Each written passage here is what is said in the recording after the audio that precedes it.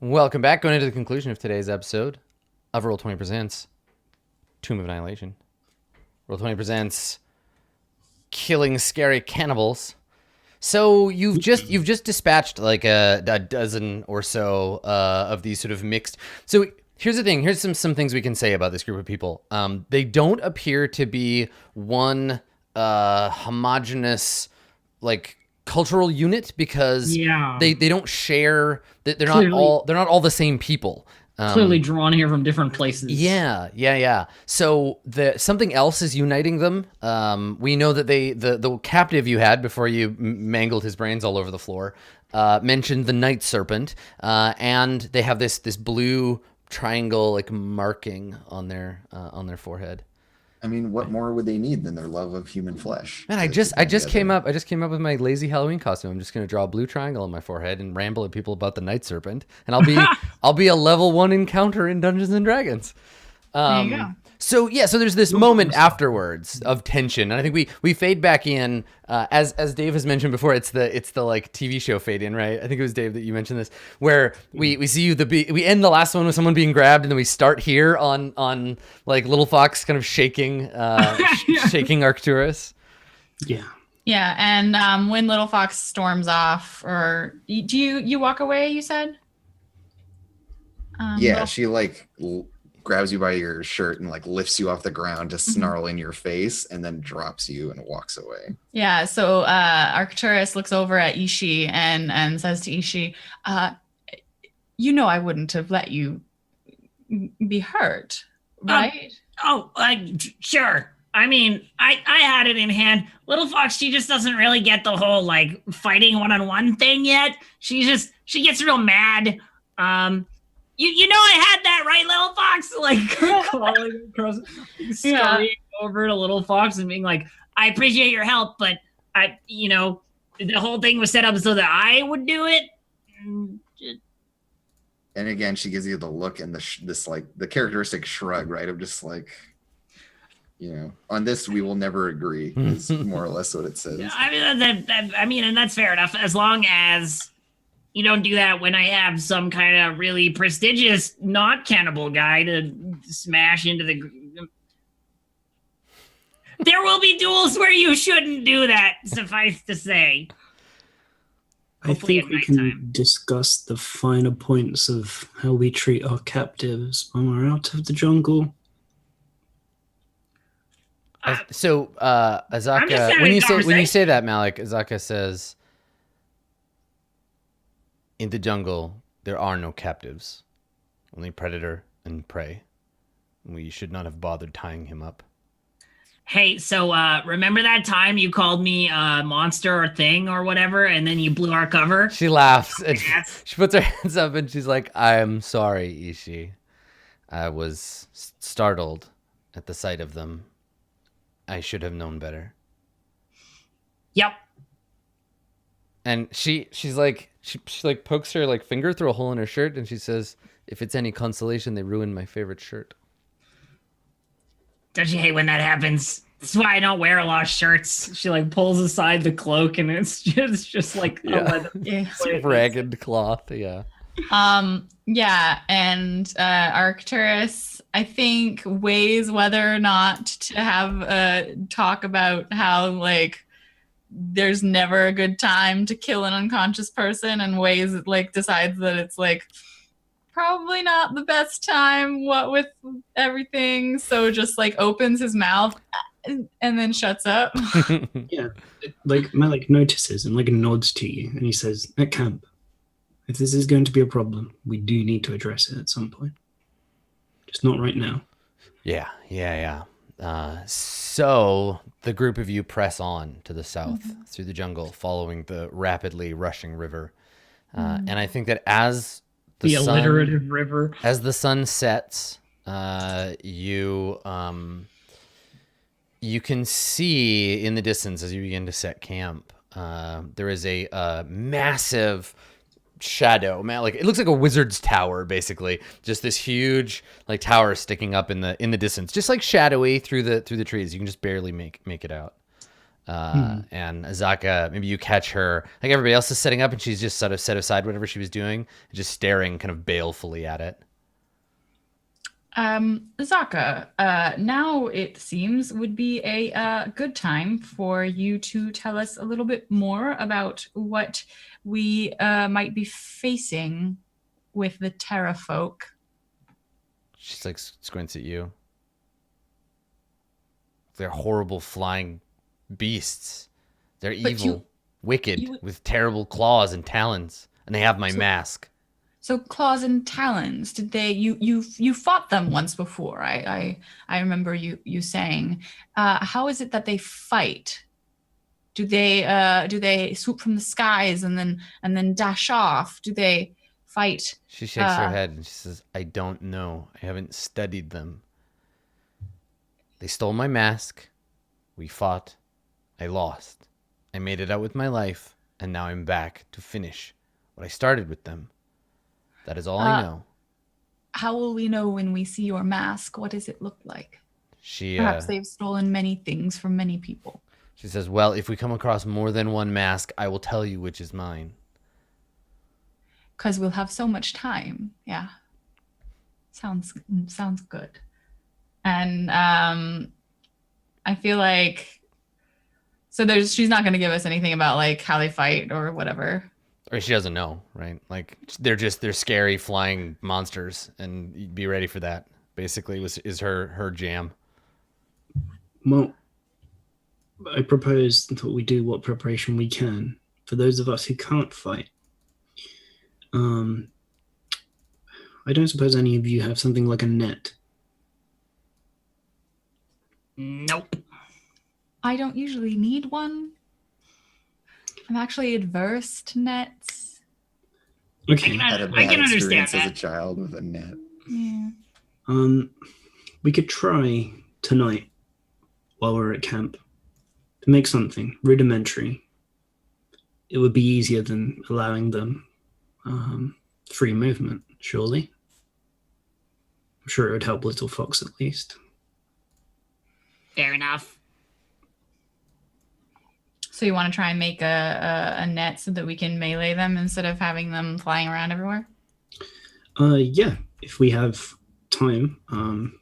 Presumably whoever's good with their hands, and I'll help them. Survival. Like trying to take strands of this and that, whatever we can find. It'd be difficult, I'm sure, but it like makes sense to at least try and do, because not everybody has range attacks. Mm-hmm. All good ones. What stuff do I have? Got a knife to cut stuff with. I've got rope. Got spikes. Got sealing wax. I have rope. I totally misheard that. I thought you said ceiling wax, like wax for a ceiling, like floor wax, but it's like ceiling. Okay, ceiling wax. Got it. Yeah, I haven't bought string. Wow. That's really off. That's off for me. I normally like having string. String's very important to any adventure. Yeah, so I would suggest gathering some like plant fibers. I mean, we're in like jungle trees and stuff. We could probably like strip down like big leaves, and the fronds of those would be pretty good. The thing is, to make a net of any size is a very time-consuming task. Like, I feel like we could do it, but it's going to take like a day. We're not going to sleep as well. Yeah. But we can let the dice decide. So, as you're getting set up for camp, Azaka sits everybody down around the fire, and she looks over her shoulder, and you can see now that the tip of Firefinger is aflame. You can see through the slightly hazy jungle sky, night as the sun goes down and as night takes over, the darkness is pierced by a single burning. And this fire must be like enormous, like bonfire size. And it's up at the top. And if you had to guess at a distance here, I guess Malik, you're probably the best at figuring this sort of thing out. It's like well over 200 feet tall, this tower. Fire. And she points and she says, Firefinger. And then she says to you, we should approach carefully. These creatures are sharp-sighted. They will see us if we come in the open. We should approach at night or wait for rain or try to move through cover of the jungle as we approach. Otherwise, they'll... And she just kind of like shivers. Like what she was thinking is not something she wants to share with you. Personally, I am very into the idea of approaching during the darkness. It would be very, very helpful. She looks at you and there's a faint like flicker, like the fire reflects in her eyes, and she says, of course, but the rest of us are not so lucky. She says, you've done well so far. You're brave and know how to fight. I will let you decide how we approach this.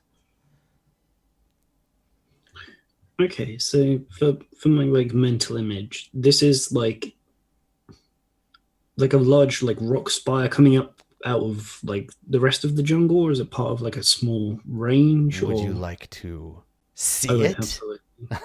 I have a map. Yeah, show us. Firefinger.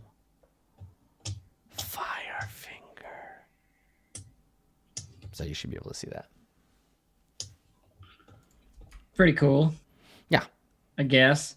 It's pretty cool. It's 300 What's foot tall tower of stone. As far with as these as stone towers go. What's with which arrows? the dotted lines? That go Yeah. from Those that? are things you're not allowed to see yet. But you can see on the outside, right? There's little like entrances. There's floors. Oh, I see. And then this map is going to have. I'll the show 4x4. you. Yeah, if you go inside Firefinger, I'll take you inside the map. Okay, well that's sick. That's super cool. Yeah, I actually really like this map because it's a combination of like player visible stuff and hidden stuff. So there's like a bunch more to this map that chat, for example, can see right now. They can see what on all the different levels and stuff. And as you climb, you'll be able to see what's inside if you go in. But yeah. Cool. So we need to like fight our way up a thing, Yeah, maybe. presumably, or something. I personally am still under the vote of, cover of darkness, move quietly, make sure the terrafolk don't see us, all that kind of thing. I mean, you would, Ishi, but I cannot see in the dark. And neither can Malik. We would be lit up by whatever source of light we both needed to get through the jungle. And If you and Little Fox would like to go by yourselves, then it would be beneficial to go. after dark. I can't go by myself. I need to protect you. That's my whole job, remember? Well, I cannot help you with that if I can't see. So while you're having this conversation, you can actually see in the distance tiny dark specks moving around the fire. Mainly when they get close to the fire, when they cross in front of it, there are some sort of like creatures flying around the top of Firefinger. The clear compromise here would be to go at either dusk or dawn, when Ishi is going to not struggle due to the light, but we'll still be able to see. So it's like Yeah, a you're dim currently about 10 miles from, like, it's at the very edge of your vision, right? So it's a day basically of traveling to get there from here. So yeah, we could do like a split day of traveling where we do like an early morning where it's just like the morning twilight, and then lay low for the day, and then at dusk when it starts getting dark again, keep traveling the other half. Yes, a good idea. Little Fox doesn't really suggest all of this. This is just me, Andrew, suggesting Of it. She course. doesn't talk, so. Oh, well then allow me. Well, what about instead of if in the nighttime we went, what if we went like when it was getting dark? Because then we'll be inside the thing by the time we need light.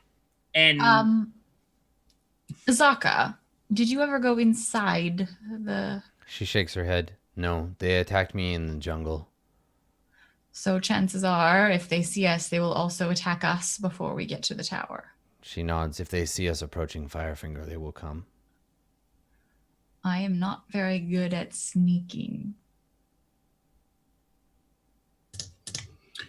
Well, Okay. there's Well, no. those there's are no my time. suggestions. This is the way that it's going to have to be if we're going to do what we're going to do. We'll take those precautions. We'll move in the late evening. See if the space inside is safe in case we need to stop on the way. But I don't think there's much more than we can do about that. I have this particular lantern, which should hide our presence somewhat. As The a hooded hood. lantern. It will only show off the area just below us.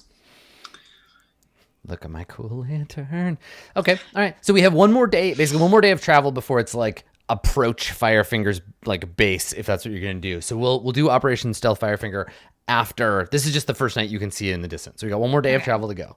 So let's do the thing. Everybody spend Arcturus, make your roll for hunting. Everybody spend a ration. Arcturus, maybe spend a ration or eat some fish. I'm gonna see if I can eat some fish. Okay. That's survival, you said? It is survival, yeah. Delicious Nice pocket soup. Yeah, you got Fish! it. No problem. Okay. Long rested. Nice. Let's back up. Okay. And then roll Little Fox, roll your D4.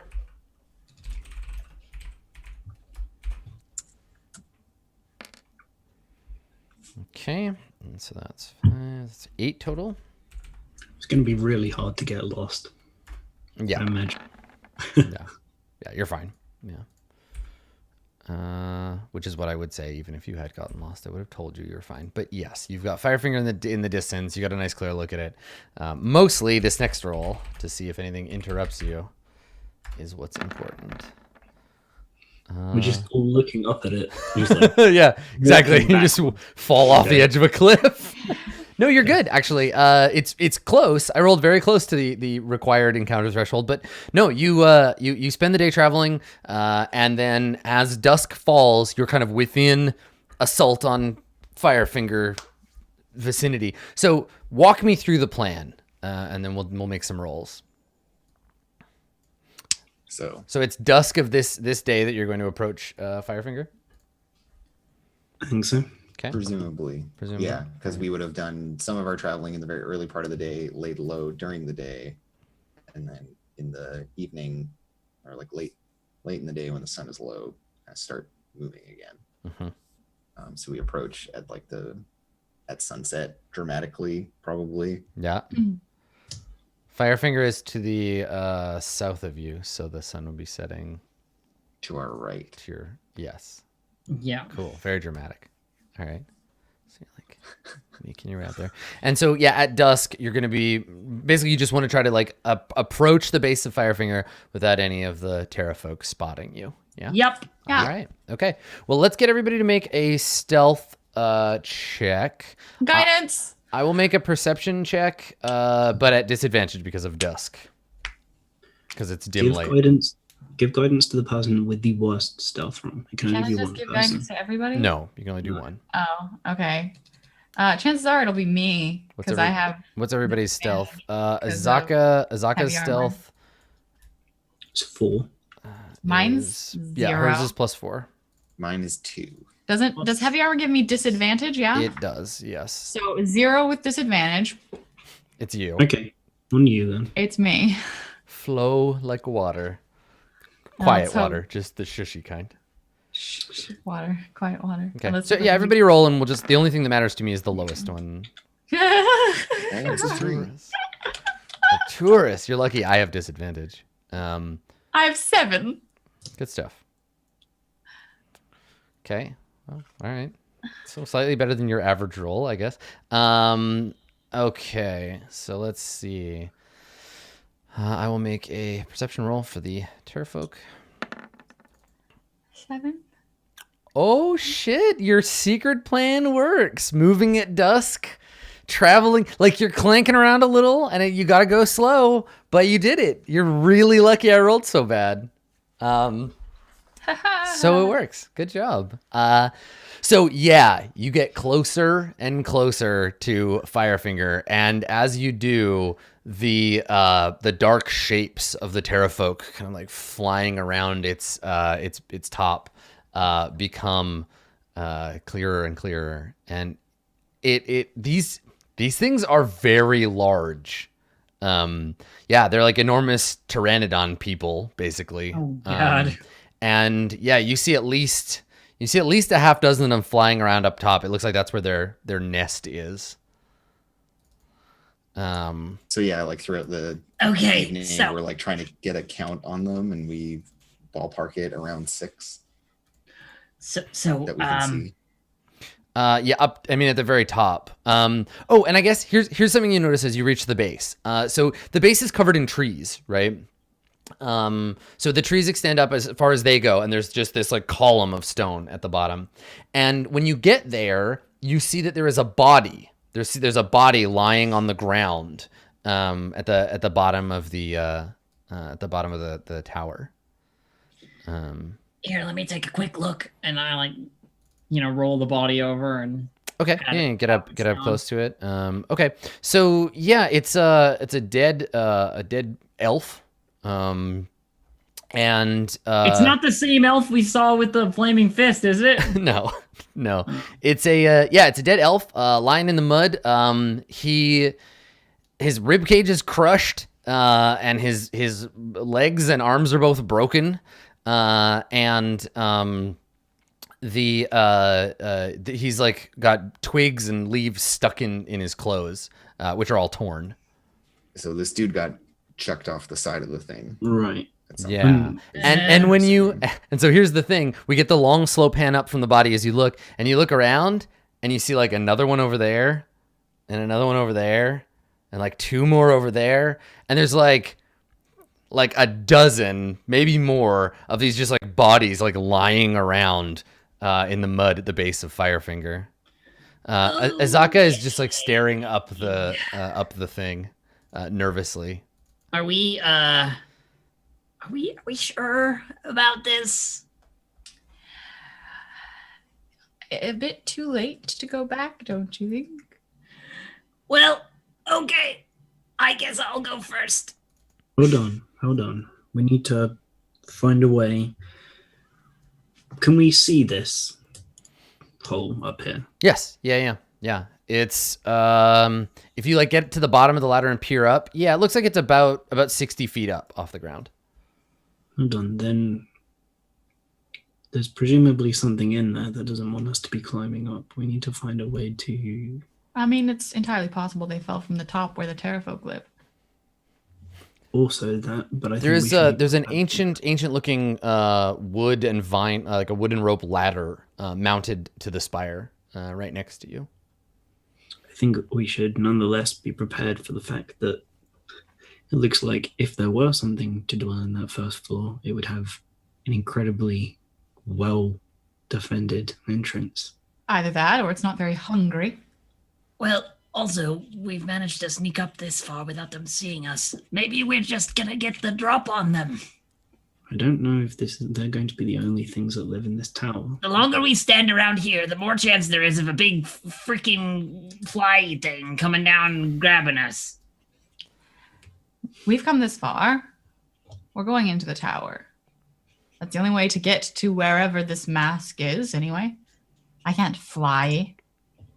Can you? No. No. Do kobolds? Some kobolds fly. Not this one, but some of them do. Yep. And some of them use constructed wings. If you want to go up first, just be very careful. Look into the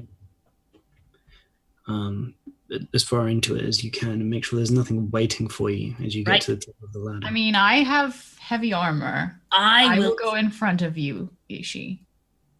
No, I think Ishi should go first.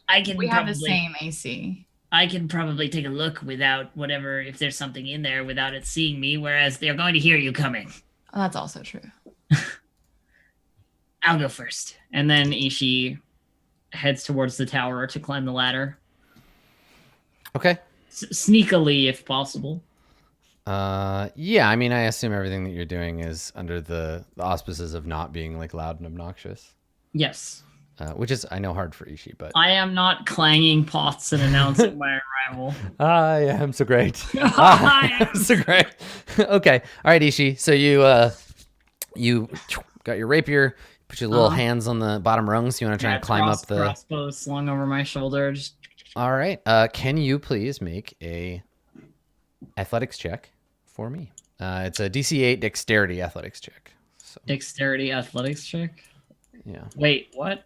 So normally athletics is strength, but Okay, well, can we just +4 whatever I roll here? Sure. Because So acrobatics is dex. normally, yeah. so +4 to that. Okay. Yep. Sure. You're fine. So you scamper up. I mean, you're the lightest person in the group, right? So the ladder I doesn't. scamper up and press myself against the side, like next to the door, and kind of like peek. Okay, so it takes a little while. You clamber up the ladder. You break the canopy and climb up. And at about 60 feet, right, there's a lip, and you can hear the wind like whistling over the mouth of this cave, and it looks like the cave isn't a natural. Like it doesn't look like, or it looks like it's natural. It looks like it's eroded in. It doesn't look like someone specifically like carved out. It's not a doorway. Okay. And so it's like whistling and kind of making this howling sound as you climb up there, and you can peer out and you can see the swiftly darkening jungle surface, and then above you the leathery, at a great distance, flap of the wings of the terrafolk above. Okay, well, I shuffle to the side enough that whoever's coming up next after me will have space to like stand. Okay, How long is this? How high is this ladder? 60 feet. Oh, so we would have had to give Ishi another thing of rope to be able to help. Yes, yeah, it's 60. Each like segment is more or less 60 feet. I'm they- going they- to fail the dex roll. I'm just letting you guys know. They vary. Unless you roll real good. Unless someone else with a better dex goes up with another thing of rope and lowers some rope so that I can have advantage. That's like, we Little have to do Fox will that go because I next. have 0 dex. Yeah. Little Fox just like does the guinea hand. Yeah. Has her So I rope. I guess Arcturus watches Ishi go up the ladder and goes like, I don't think that I will be very good at that. Do we have rope? And like I guess we would discuss that Ishi took some with her because I don't think we're yelling. And then I'd be like, okay, well, when you get to the top, will you tie this together and then lower some down for me, please? Yeah, and Little Fox just kind of nods and starts climbing. Thank you. Okay. All right. So what's your total rope length available to you? We have 150 feet of rope altogether, but 2 ropes is going to be 100. Yes. Okay. All right. So are you just tying all your rope together? Yeah, That would be I the need help to get up this ladder. Okay. Well, okay. So who's gonna go next? Little Fox. All right, Little Fox. Same deal. So it's a dex. It's a dex plus athletics. Yeah, if I were proficient, that would be nice. So for me, it's just dex. Do I know the DC or do I not? No, just go ahead and roll. Right. No, not I bad. guess 17. Okay. All right. So you climb the ladder, reaching the top. Wait, they said you next? So yeah. So Yeah, and you- there's just like the big hand that curls over the rock lip and she hauls herself over. Mhm. What if something attacks them while they're down there? We're supposed to protect them. And she just like shrugs and like reaches around to the back of your pack where your rope is hanging and just like turns you around and plucks it off your pack and like Yes, starts okay, tying rope fine. together. And then lowers it down. She just like sits cross-legged at the cliff edge Mhm. and lowers the rope down. Hmm. And literally the anchor for it is me. I'm just gonna hold it. I was gonna say you can't really even sit cross-legged. Like it's only, the lip is only about as thick as like your butt, right? Like you can Okay. kind of just like I like glance in the cave and see if there's room for me to like yeah, you can go into the cave, sure. just like a couple feet in. I'm not gonna like charge it in Yeah, like because I need to be able to get like a wide stance if I'm gonna hold. I've the moved rope you and into the lift cave up. map. You can see that there's an eroded, like the eroded interior goes back into a deeper area, and you can hear the wind kind of like howling around inside. Yeah, and she's like wary of it, but needs to have enough room to actually get into like a good solid position, and ties the rope or like wraps the rope around her arm so she can like lean back on it. Okay, lower the rope. Up. Okay. Yeah. Arcturus takes the rope at the bottom and like makes like a little kind of swing out of it. You tie it around your butt. Yeah, and then like goes to climb the ladder with this rope like as insurance, basically. And yeah, when you're ready, you do the like 2 tugs, and then you feel like 2 tugs in response, and you start getting kind of like ski lifted up. Yeah. So I'm hoping that this will give me advantage on this roll. Yes. Yeah, you can roll. Can I also use guidance? Yeah, you can pray first. Okay. Yeah, basically, if he fucks up, I'm there to catch him. I will say this though. So you've been all like quiet and stuff, but does guidance have a verbal component? Yes. Okay, so it will be loud because you have to speak at a like loud volume to cast spells. Okay. You can't cast at a whisper. So just so you know. And I would have to choose whether or not to do it before. Yes, yeah, before you roll. Just come on up. Okay. It'll be Well, fine. it's Advantages. just Dex because I don't have athletics as like bonus. Yeah, and you get advantage. That didn't help. No, the advantage It'll be did not help. fine. Okay, so you did not you didn't fail it enough to fall, right? So Okay. you start climbing up, but at one point halfway up you slip, and when you go to grab the next rung, the rung snaps. You fall, your feet break a few of the rungs on the way down, and then you like jerk to a stop. And little chunks of broken wood, like rungs, like tumble down on Malik and Azaka. So am I on the ground? No, and then you get You're pulled the like rest of the way. suspended halfway up, and yeah, Little Fox kind of has to like do a lot of the work to get you up. Don't drop her. Come on, keep reeling. Yeah, I wasn't sure how to roll Drop a Dex athletics. Yeah, it's the so same. I just rolled It's fine. Dex. Yeah, it's like if you have athletics proficiency, don't. then it applies, but that's the only difference. That's yeah. the only so, difference. so yeah, she hauls you up. She lowers the rope back down. The next person can try to come up. Okay. So this ladder is now more difficult to climb than it was before. Sorry. Because part of it is broken.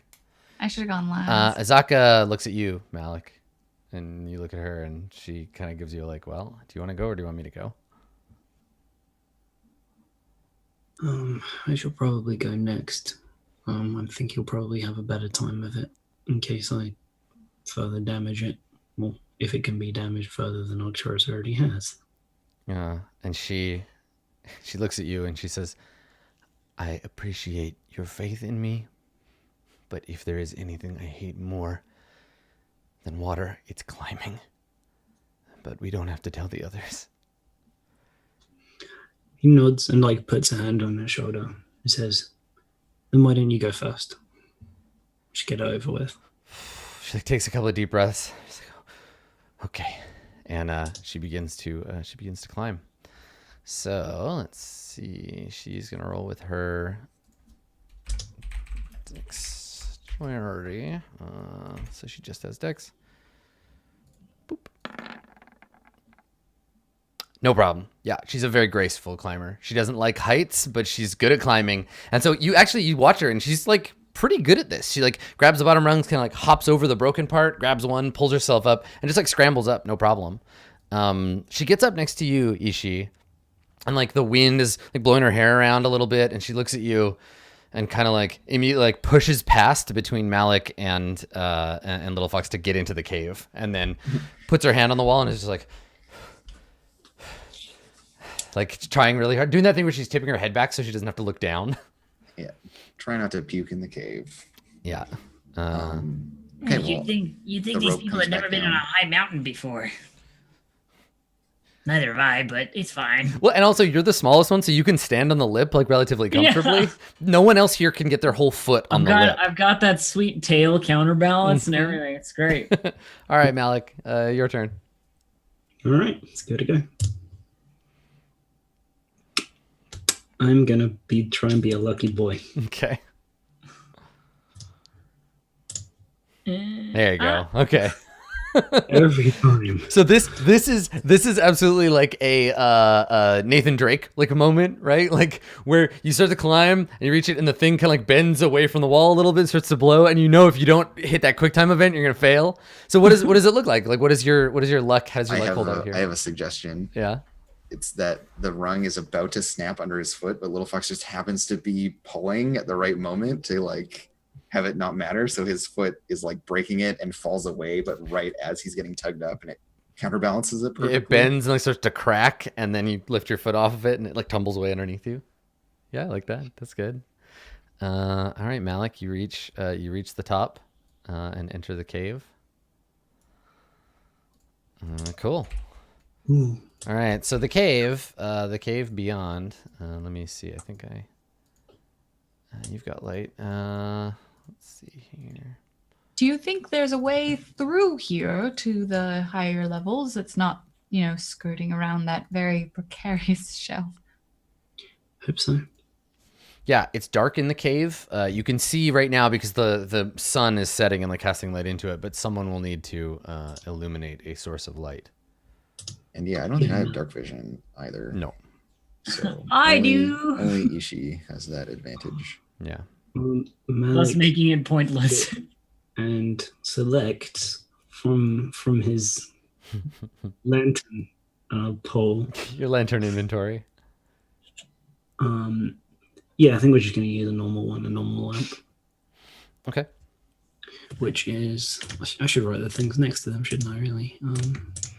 I'm pretty sure it's 3060, but I will just check that for you. All right. I mean, everything. The whole tower is only 50 feet across. So, God, Jesus, a 50 foot across stone tower that doesn't get any like thinner at the top, 300 feet up, in any amount of wind would just be like, whoa, like wobbling around. So yeah, so don't worry too much about the range. It'll be able to pretty much cover. But so you light a lantern and hold it aloft. It's a 15 foot and then dim for an additional 30, so 45 feet. Okay, cool. Yeah, I think you're okay. All right, so from here, let me zoom us in a little more here. So from where you are, my friends, you can see there are two exits from the entrance area of the cave.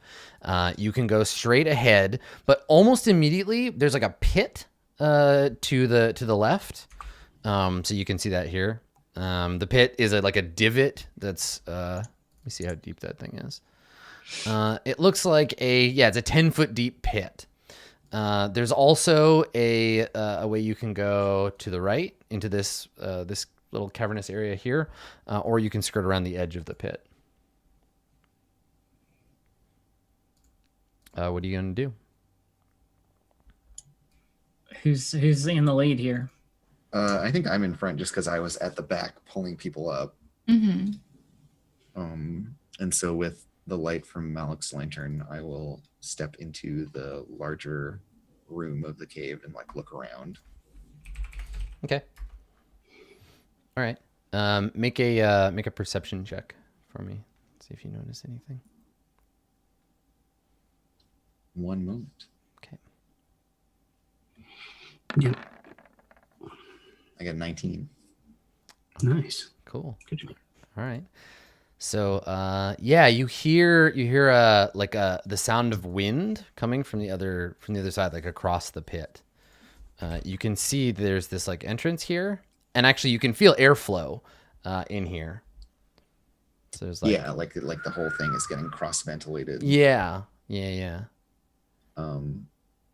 And so presumably this area on the right is just a loop then, because the main flow of air is going across the pit and through. As far as you know, yeah. Yeah, that would be my guess. So everybody else is like huddled on the other side. And yeah, so she motions for everyone to follow. But what she's going to do is go over here and then point into it and like motion Malik over and like make a little like blinky hands for the lantern and point around the corner because she wants him to like illuminate it a bit so she can take a look in case there's like a giant spider or something, you know. The Are usual you dungeon sure you don't stuff. want me to go first? I can see. Oh yeah, and then she like looks back at Ishi. Well, and not does if the the lantern's eyes. lit, right? Your dark vision's all fudged up. I do the eyes and I point to the other to this thing that you're next to right now. I don't think in this edition dark vision gets affected by the lights. Everybody's got it, and it's just never goes away. Which is so weird. But yeah, I okay. mean, It yeah, is. I don't know that there's any rule. I'm willing to allow that to That's be just the case. usually how I assume it is, but that also might just be older D&D Yeah. like cruft. Okay. Okay. So yeah, I feel like we want to pincer this little section here that would appear to loop on itself. So Malik close behind me. Yeah, so as the two of you kind of get into that area, and Azaka is like hella eager to get into the cave and away from the Yeah. edge. Yeah, totally. Yeah, it does indeed seem to create a shape, a C shape there, or backward C. And so yeah, I just want to like carefully check this out and make sure that there's nothing waiting to like ambush us. No, there's nothing in that little cave there. Then why did they put it there? They didn't. It was eroded. No, I know. I'm It's just natural being erosion. Silly. Yeah. Um, So yeah, there's this 10-foot pit that is like 15 feet across, and about 10 feet deep. Ooh, I bet you I can jump that. I bet you could, but I don't think all of us could. How far across is it? 15 feet at its I closest. could jump if I start with running. It's strength, right? Well, yeah, you can barely get a 10-foot run, but no, I guess there's two squares there. Yeah, you Two could run from squares, where you're fine. standing. Yeah, I could get a 15-foot jump. Well, 16-foot technically. looking down into the pit, does it look like there's anything in there? The bottom of the pit seems to have a scattering of like debris, like rocks and dirt. And I think you see maybe like some bits of like lighter material, like broken wood or something. It's hard. It's 10 feet. Is there down, like a so- stone at my feet or Yeah, something sure. that I can? Yeah, I just like chuck a rock in there, like gently, just kind of like drop one in. Okay. Yeah, it See clatters if down. anything moves. or Yeah, it clatters down reacts. into the pit, and it disturbs it disturbs the rubble. And when the rock hits the bottom of the pit, that's when you hear the hissing sound from above of the enormous spiders whose webs you just disturbed. How did I didn't even know it was spiders. I was just like, in case there's a giant You spider did or it. something. but- So actually, I gotta move to these.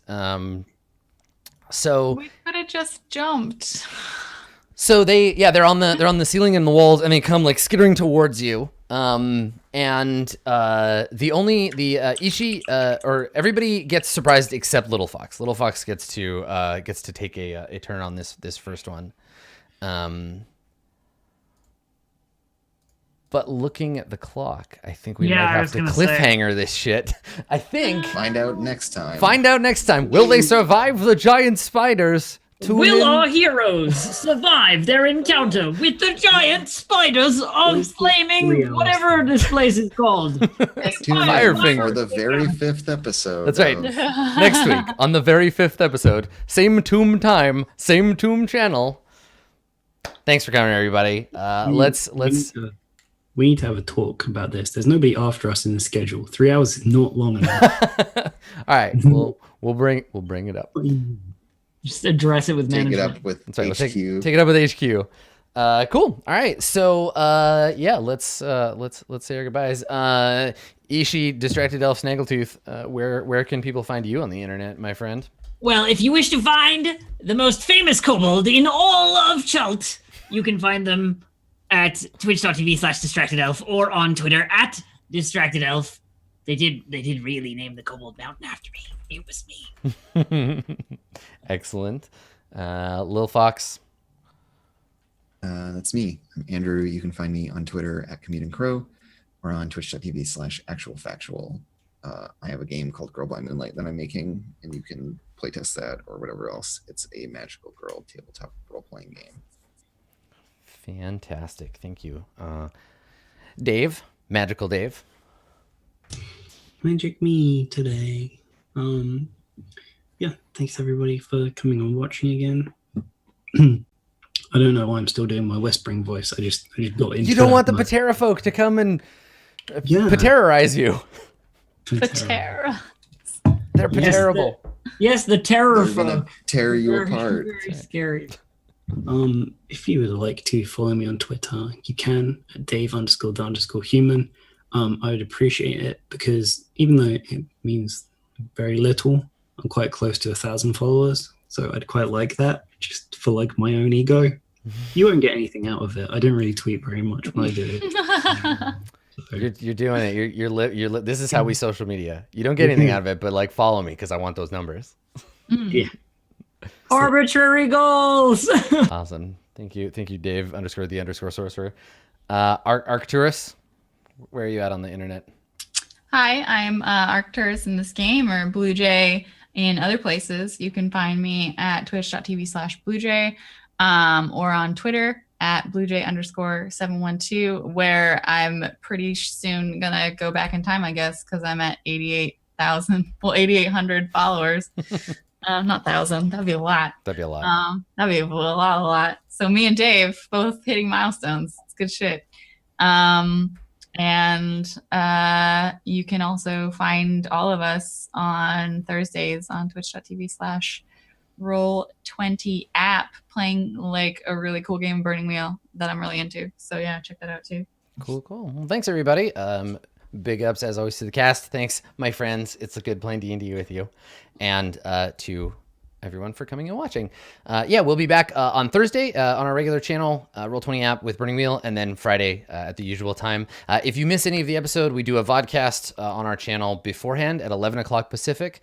Otherwise, you'll be able to find this and all of our other content down below at any of the exciting links upon which you can visit. You're going to see me again next tomorrow for a very special Roll20 esports event. I'm going to teach the Roll20 esports team how to play Dungeon World.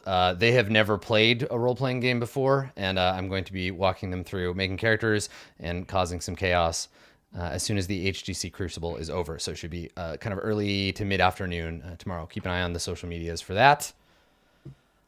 I'm out. We're out. Thank you so much for coming. We will see you next time, everybody. Bye. This stream is brought to you by Roll20, an easy-to-use virtual tabletop dedicated to making tabletop RPGs accessible to everyone. Join the adventuring party at roll20.net.